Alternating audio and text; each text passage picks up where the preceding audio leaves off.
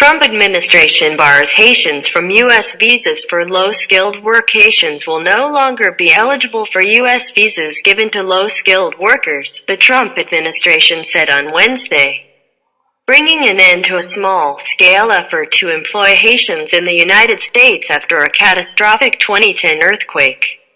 The Department of Homeland Security, DHS, announced the change less than a week after President Donald Trump reportedly questioned in an Oval Office meeting why the United States would want to take in immigrants from Haiti and African nations, referring to them as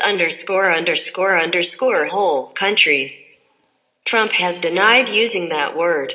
DHS said in a regulatory filing that it was removing Haiti from lists of more than 80 countries whose citizens can be granted H-2A and H-2B visas, given to seasonal workers in agriculture and other industries. It cited what it said were high levels of fraud and abuse by Haitians with the visas, and a high rate of overstaying the terms of their visas.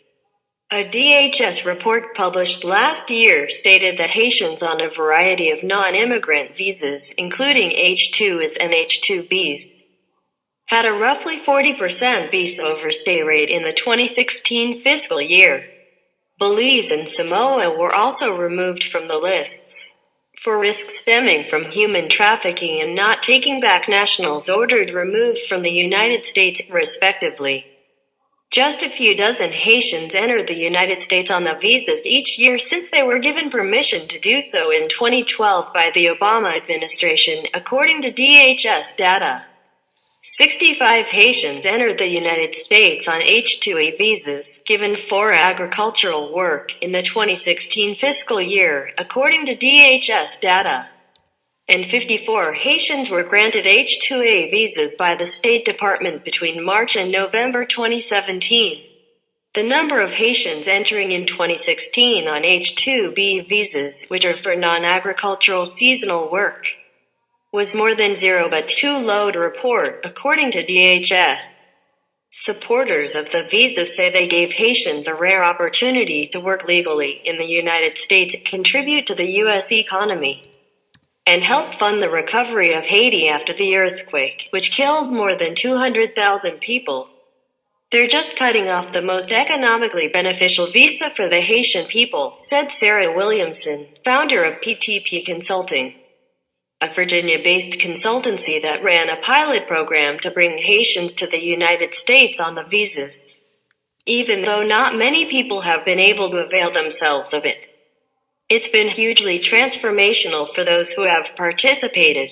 The Haitian embassy in the United States did not immediately respond to a request for comment. Officials in Haiti were not immediately available for comment.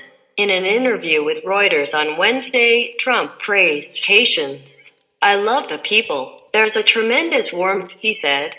"And they're very hard-working people." Humanitarian groups and Republican and Democratic members of Congress lobbied the Obama administration to make Haiti eligible for the short-term worker visas, arguing that remittances to family in Haiti would help the country recover from the earthquake. Without H-2A and H-2B visas, there are few legal avenues for most Haitians to go to the United States.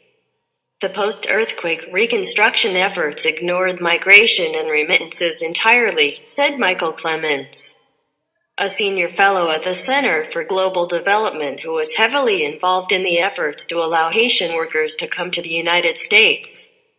"We saw it as an opportunity to help Haiti rebuild after the earthquake." The Obama administration added Haiti to the list of approved countries in 2012.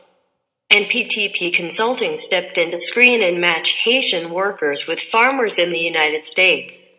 In countries with more experience sending workers to the United States, such as Jamaica, the home country government typically does much of that work and regulates the H-2A process heavily, Williamson said. John Hiegman, who operates a commercial greenhouse in Alabama, brought in 8 Haitian H-2A workers in 2015 through the consultancy and 9 workers in 2016. Before Hiegman hired Haitians, his business had trouble finding local workers. Within a 3-month period, they went through 300 people for 8 positions, he said. When he was approached by PTP to participate in the program, he agreed. These guys were awesome. They worked hard, you see a smile on their face every day, said Hiegman, who as the child of a missionary was born and largely raised in the Dominican Republic, which neighbors Haiti. We've changed or impacted communities in Haiti. He said he would escort his workers to the airport in order to make sure they left the United States when their visas ran out. That was one of my biggest concerns, he said. We had 0 visa overstays. Days after shithole controversy, Trump administration bans Haiti from applying for low-skilled work visa following reports that President Donald Trump referred to several countries, including Haiti, as shitholes, reports the president partially denied on Wednesday. The Department of Homeland Security, DHS, has now barred people from the Caribbean country from applying for low-skilled working visas. DHS said in a regulatory filing that it was removing Haiti from a list of more than 80 countries whose citizens can be granted H-2A and H-2B visas, given to seasonal workers in agriculture and other industries. It justified the decision by citing the high levels of fraud and abuse from Haitians on the program, and a high rate of overstaying the terms of their visas. Approximately 40% of Haitians overstayed on a variety of non-immigrant U.S. visas, including H-2As and H-2Bs, in the 2016 fiscal year. According to a DHS report, just a few dozen Haitians entered the United States on the visas each year since they were given permission to do so in 2012 by the Obama administration. According to DHS data, 65 Haitians entered the United States on H-2A visas, given for agricultural work, in the 2016 fiscal year. And 54 Haitians were granted H-2A visas by the State Department between March and November 2017. The number of Haitians entering in 2016 on H-2B visas, which are for non-agricultural seasonal work, was more than 0 but too low to report, according to DHS. Belize and Samoa were also removed from the lists for risks stemming from human trafficking and not taking back nationals ordered removed from the United States, respectively. Supporters of the visa say they gave Haitians a rare opportunity to work legally in the United States, contribute to the U.S. economy, and help fund the recovery of Haiti after a major earthquake in 2010, which killed more than 200,000 people. The announcement was made less than a week after President Donald Trump reportedly asked lawmakers, "Why are we having all these people from shithole countries come here?" referring to El Salvador, Haiti, and several African nations. The controversial comment came during a heated discussion on the future of immigration policy between Republican and Democrat lawmakers in the Oval Office, where Trump questioned why the U.S. would continue to take in immigrants from poor countries.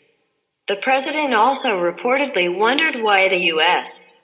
didn't have more immigrants from predominantly white and economically stable countries like Norway.